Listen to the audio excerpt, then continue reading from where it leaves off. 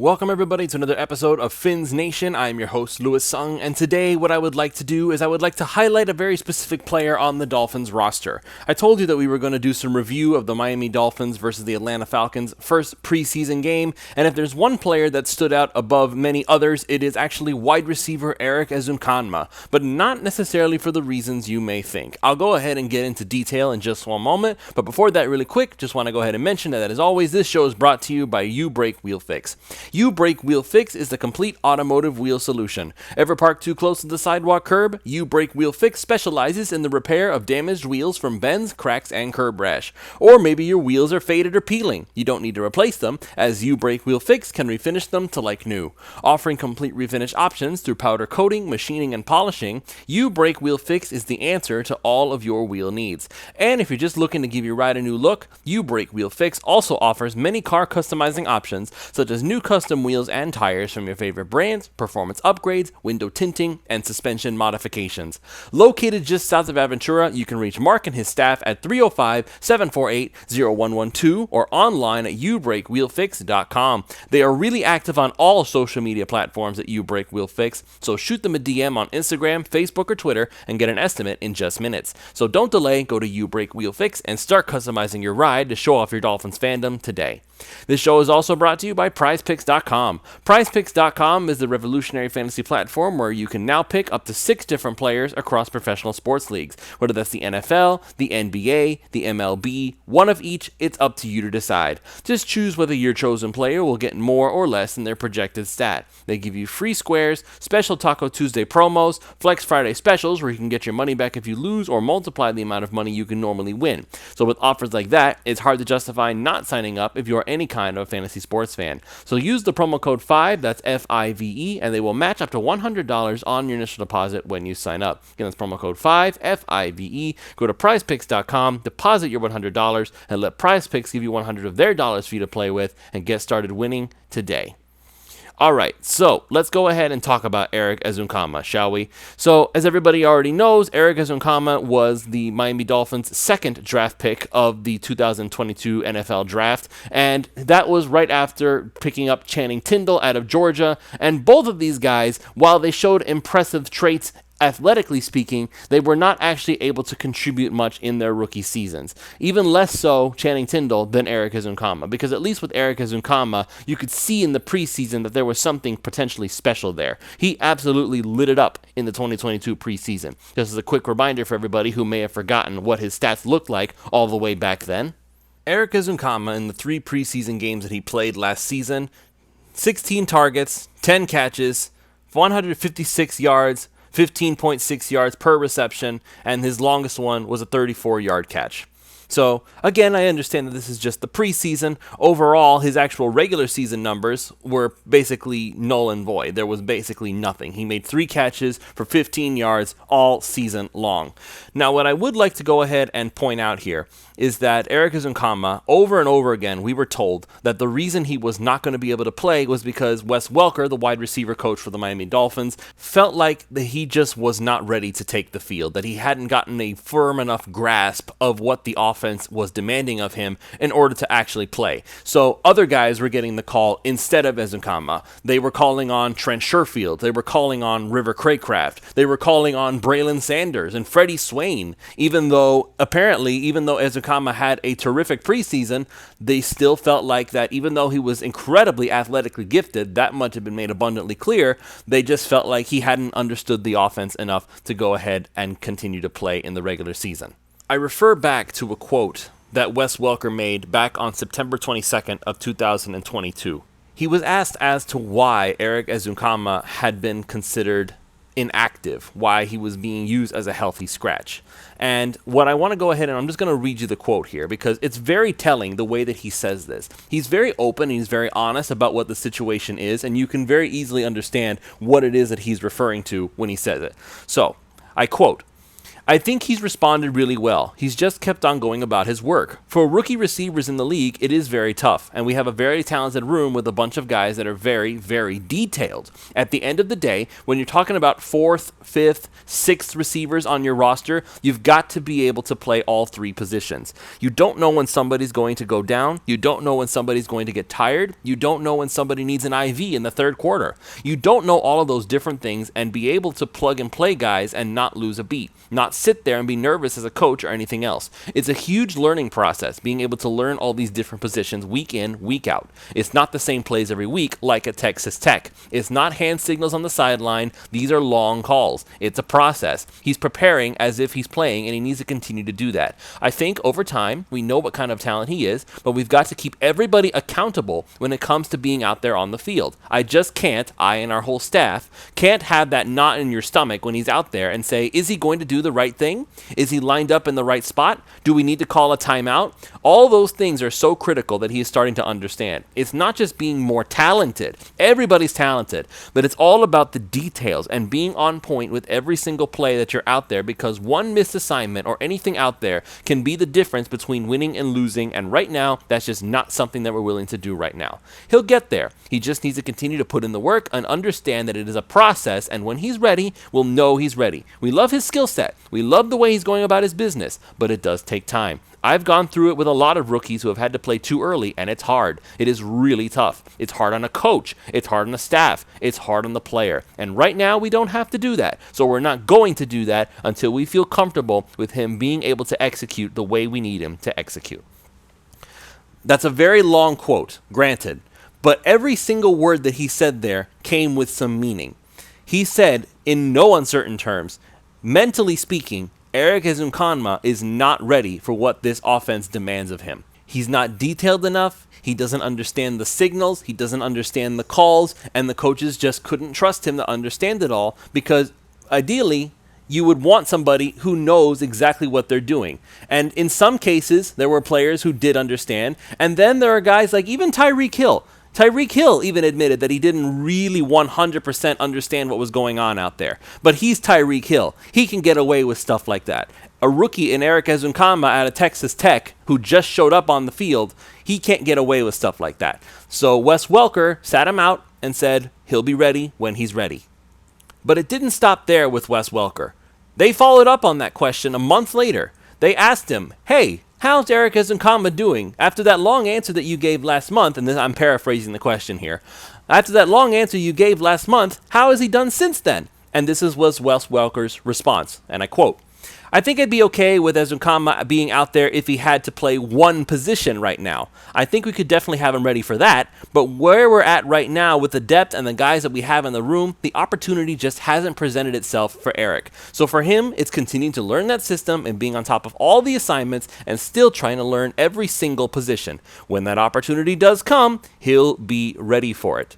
So there you have it. 1 month later, a similar response. Mentally speaking, he does not understand how to play all 3 wide receiver positions. That's the word that he used. However, he did go ahead and say if we had to prep him to play one position, then we would be ready to do that. So if he's going to play in the slot, if he's going to play outside, if he's going to be somebody who has one particular role, they would feel comfortable letting him do that, but not to do everything. And that's exactly what they were wanting out of that offense. They want versatility. Every team wants versatility. I understand that. I get that about what teams are looking for. So Erik Ezukanma wasn't mentally ready to do everything on the field at once. He was ready to do maybe one thing. They were ready to prep him for that. But at the time, they still had Tyreek Hill. They still had Jalen Waddle. Trent Sherfield was doing his thing. You still had the likes of River Craycraft, who understands the position well. So they were not in a rush to get Erik Ezukanma out there. And I understood. I was very frustrated too, because I remember being frustrated that this kid was incredible in the preseason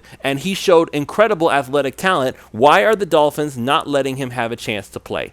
I understood it. There were so many other people who were calling for him at the same time. And that's why they kept asking Welker over and over and over again, when are we going to see Erik Ezukanma?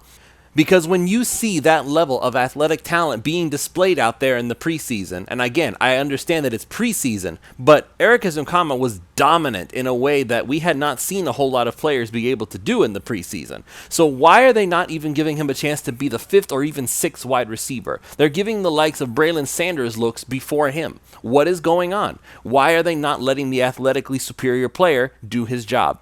But they don't care about whether you're athletically superior. They want to know, are you mentally ready for what it is that you're about to do? But of course, we being who we are, we can't let this sort of thing go. So once again, another month later, now on November 10th, he was asked once again, hey, how's Erik Ezukanma doing? How close is he getting to the point where you guys feel comfortable putting him in the lineup? Once again, I read it to you. This is Wes Welker's response. I feel like we're comfortable with it. It's more just kind of the scenario we're in and the players that we have right now. We're probably a little more comfortable with other guys right now. That's no fault to Erik Ezukanma or anything else. He's been working his tail off. It has nothing to do with him or anything else. It's just where we're at in the room and where other guys are. What's the difference? Do we put somebody else down who's been earning it the whole time? That's a decision that we struggle with all the time. But right now, it's more about him just continuing to get better, and when the opportunity arises, being ready for that opportunity. But we don't know when that's going to happen. There are a lot of different factors that kind of go into that. I think there's the gel, the team, the camaraderie, the guys that are on the field. The guys have proved it on the field during a regular season. I don't think it's fair to Erik, or it's fair to the room, or fair to anybody else to change it at this point. We'll keep it rolling as is, and then he just has to know that if something were to happen or anything else, that he's got to be ready. Now, I would like to point out just very briefly here with what he just said with that comment. It's not fair to Erik, and it's not fair to the room or anybody else. So a lot of people were questioning, when is Cedric Wilson going to get back in? I thought he's healthy by now. Well, the problem was not that Cedric Wilson was healthy, and I had mentioned this several times, is that when you already have a good thing going, Trent Sherfield had already earned his stripes on the field by this point. He's proven that he could potentially be the 3rd wide receiver on this roster. So, just like Wes Welker said, why would you go ahead and take out Trent Sherfield just to put in Cedric Wilson, who's coming off of injury? Like, I understand that there's this sort of stigma against players losing their job if they get hurt, but tell that to Drew Bledsoe, who lost his job to Tom Brady and ultimately was never able to get it back. So I understand that it's kind of not cool. A guy gets hurt and you end up getting replaced by somebody else. But if the other guy is performing at a high level, it's very difficult to justify giving him the boot just because you happen to come back. Once again, I give you the Drew Bledsoe, Tom Brady example. Tom Brady did not give his job back to Drew Bledsoe. It was done. Tom Brady was the guy at that point, and it was going to be that way because of how much he performed. So the same thing goes for Erik Ezukanma. Erik Ezukanma, as much as he's been improving, as much as he's been learning up to this point, he is not going to be able to get a chance to play if other dudes who were ahead of him and are still ahead of him are going to be allowed to continue to perform. You can't get rid of one guy just to give another guy a chance that even if he's earned the right to play, these other guys have earned just as much of a right and they got there first. So somebody has to have an extreme drop-off before the other guy can go ahead and get in there, or somebody has to get hurt. Well, then there was a follow-up question right after that. How do you keep Erik Ezukanma's head up and keep him from getting discouraged because he can't seem to get on the field in spite of all the work that he's been doing? And I can definitely understand how that feels. You work hard, you push yourself to the limit, you learn, you grow, you try everything that you can, and you just can't seem to get over that hump. And it's not even your fault. And the coach even says it's not your fault. So how do you keep your head up? How do you make it so that you don't give up and say, well, I'm never going to get a chance to play because it looks like these other guys ahead of me, they're already ahead of me and they're going to stay that way. So that is something that I'm going to go ahead and address now with Wes Welker's next comment, and I quote, I think that was more position specific. If another position, he's been learning the Z, and then we had to deal with River Craycraft where he came down with an illness and Braylon Sanders had been working X. Well, he was backing up X. There's a lot of factors that kind of go into it. So it's not just like, all right, well, Erik, you've been working Z this whole time. Now you're going to play X. Well, that's not fair. It's not fair to Erik. It's not fair to the team and all those different things. So there's more factors to it than just switching a guy to a position and doing that. It's nothing Erik is doing. It's just the way it kind of played out that week. It was a Saturday deal, and Braylon had been on top of his stuff. We felt comfortable with it, and he was able to get in there and play some X that week. All right. That's the end of the quote. Now watch what he just said there. Erik Ezukanma was not being punished or not, but for not being good enough or mentally or anything along those lines.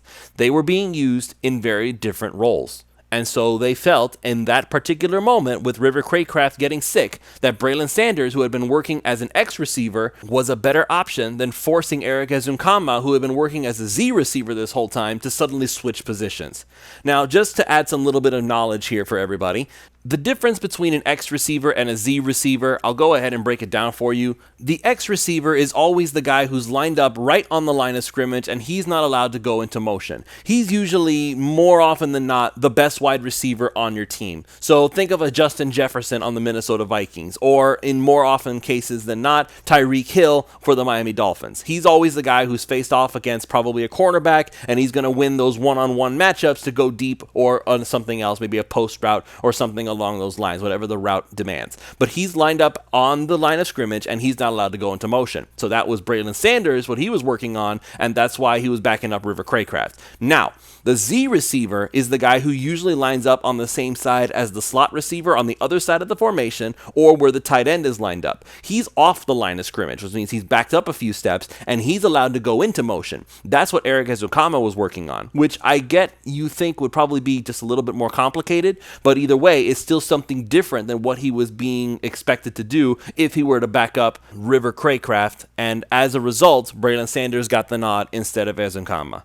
So why am I bringing all this up? I've spent the last 15 minutes giving you the history of Erik Ezukanma. So the reason I am doing this now is because it appears, at least in my estimation of what I'm looking at, Erik Ezukanma now has finally a firm grasp of what it is that is expected of him in this offense. And I'm pointing it out because these players, these coaches, they're looking at what it is that they have at the wide receiver position.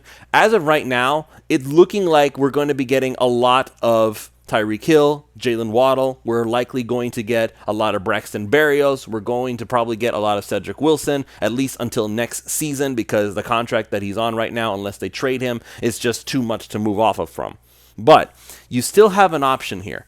If Robbie Chosen doesn't end up making the roster, and even though we speculated that maybe he was in the doghouse because he hadn't been getting many reps, but Mike McDaniel basically put that to rest and said that he's been dealing with a nagging injury, and that's why he wasn't playing against the Falcons. So, okay, fine, he was injured, but that still opens the door for Erik Ezukanma, and boy, did he take it. As a reminder for everybody, let's just go ahead and break this down with Erik Ezukanma here, okay? For whatever reason, the Miami Dolphins felt it fit to go ahead and give Ezukanma a chance to show off some actually rather impressive skills. So on top of being targeted 3 times, which he caught all 3 passes for a total of 15 yards, and that was actually, the longest one was actually an 11-yard catch, but what was also very impressive was just how they used him in other ways. So remember, he'd been working the Z receiver, right? The guy who goes into motion. Now, in that game against the Falcons, and again, I know the offense as a whole didn't do a whole lot because they only scored 3 points, but Erik Ezukanma got 2 carries for 52 yards, and one of those with a 39-yard rush. Again, I say the word rush. He was used as a reverse wide receiver. He was used as somebody in motion who was coming along and going to be able to do like a reverse jet sweep or something along those lines to be able to rush the football instead. They gave him that role. They gave him that distinction. They didn't give it to somebody else. They could have very easily given it to somebody else, but they gave it to Erik Ezukanma. And I feel like that this is what the Dolphins were wanting to use his incredible athletic ability for. This is the moment. This is the opportunity that they had promised. We had been told by Marvin Allen and Chris Greer that Erik Ezukanma, from the get-go, was always meant to be used more as a second-year player, that they wanted to basically redshirt him and give him the opportunity to learn and grow in the offense before he ended up truly contributing in 2023. And I think that's exactly how it's all going, because Erik Ezukanma is now being used in ways that we did not expect him to be used. He's being used in ways that is going to make him an absolute weapon for this offense if they decide to see it fit.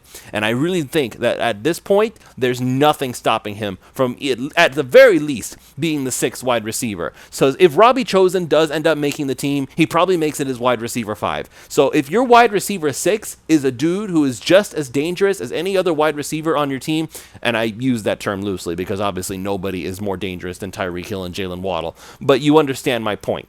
Now, with all of that said, I feel like it's fair to point out Erik Ezukanma did suffer a mild injury in training camp. It did slow down his progress just a little bit, and after the preseason game was over, he was actually asked about that. So now these quotes are coming directly from Erik Ezukanma himself. They pointed out that he had gotten off to a hot start in training camp, but then he got injured, which slowed down his progress. So they asked him how much did it set him back. This was Ezukanma's response, and I quote, "I'm making a lot of progress. I felt like I was catching a rhythm making plays in practice. The injury set me back a little bit, but with the rehab and working with training staff, I was able to get back out there and show what I could do." So yeah, and very easily, it didn't seem like he'd honestly missed a beat. Erik Ezukanma went right back to making plays, making splash plays all over the place, and again, he was able to make 2 huge rushes that showed his versatility, and they even asked him about it. Did you play any running back in high school? Because again, he was rushing the football. That was where he was able to make the biggest impact. He said, "Yeah, I did a little bit, maybe my sophomore year, but I played running back all the way up until high school. Little league, I played running back, then I outgrew it and had to switch to receiver." All right, that's fine. So, but he knows what he's doing. And again, that just adds more versatility to Erik Ezukanma's game. But the real question that anybody has to ask is, how do you feel about where you are right now with this team, right? Because again, the ups and the downs, he's gone through so much. He's had to wait his turn. He's been told over and over again, you're not ready, you're not ready, you're not ready. And even if he was ready, there were other guys who were more ready ahead of him. So how is he dealing with it? This was the quote that really got me excited about him. So how would you describe the ups and downs you've experienced as a pro? So this was his response. "Just being where my feet are, honestly. You go through adversity, and it's all about how you come back from it. I feel like last year was last year, and we're in a new year now. I'm able to just showcase what I do, every opportunity that I get. I learned from last season, and it's behind me now. I'm ready to just move forward and do what's best for the team." So, and then there was one more quote, and I want to go ahead and point out here. So, he's talking about playing with Tyreek Hill and Jalen Waddle, and I do believe he's going to get that chance. They ask, "How do you feel about getting the opportunity to play with Tyreek Hill and Jalen Waddle?" This was his response, quote, "Definitely, I'm really excited to get on the field with Tyreek and Jalen, knowing that most defenses are going to try to stop them and probably not worry about me too much, and being under the radar and being the underdog kind of gives me a little boost of confidence knowing that when my number is called, I'll be able to showcase my ability one-on-one, knowing that I had to beat one person with them trying to double team Tyreek or Jalen."